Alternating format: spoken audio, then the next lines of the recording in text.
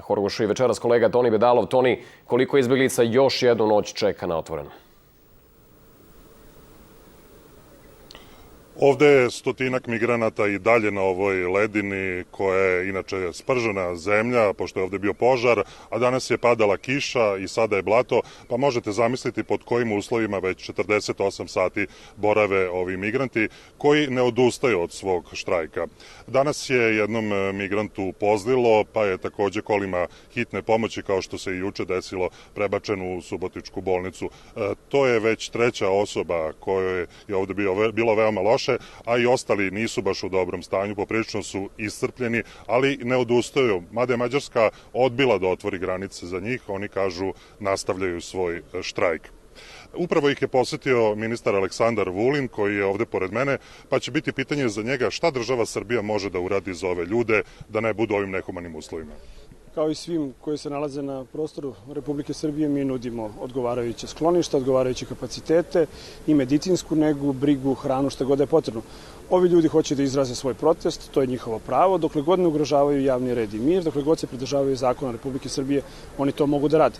Oni imaju obezbeđenu medicinsku pomoć 24 časa, ovde se nikom neće desiti da ugrozi svoje zdravlje zbog nebrige države ili zato što neće biti pomoć. Pomoć će imati i brigu države će imati, jedino njegova volja može da bude da koja ga opredeljuje da će se ponašati na ovaj ili onaj način, ali mora se ponašati u skladu sa pozitivnim zakonima. Situacija je mirna, tu su predstavnici Ministarstva unutrašnjih poslova, tu su neprekidno predstavnici Komesarijata Republike Srbije. Mi vodimo računa o svim ljudskim bićima, ali vodimo računa i o zakonu. Ovde, nedaleko od ovog improvizovanog novog kampa, je onaj kamp koji stoji ispred tranzitne zone. Tu je oko 550 migranata.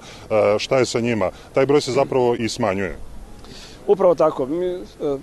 Polako naši razgovori koji imamo i sa predstavnicima mađarskih organa će uroditi plodom, pa ćemo sve ove ljude, nadamo se, ne mogu sa sigurnošću da tvrdim, ali moći da pošaljemo odgovarajuće prihvatne centre gde će moći da čekaju kada će i mađarske vlasti odobriti da uđu na prostor Republike Mađarske i tamo eventualno zatraže azil.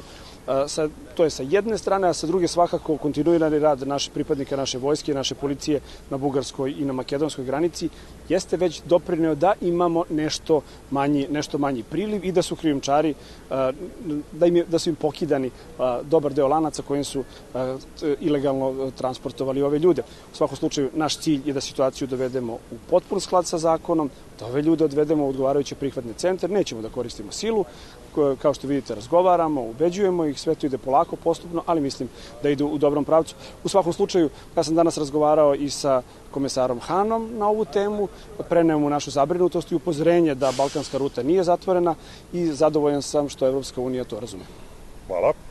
Toliko ovde sa graničnog prelaza Horgoš, ispred 500 metara ispred tranzitne zone sa Mađarskom. Toni, hvala ministru Vulinu i tebi na uključenju u Dnevnik.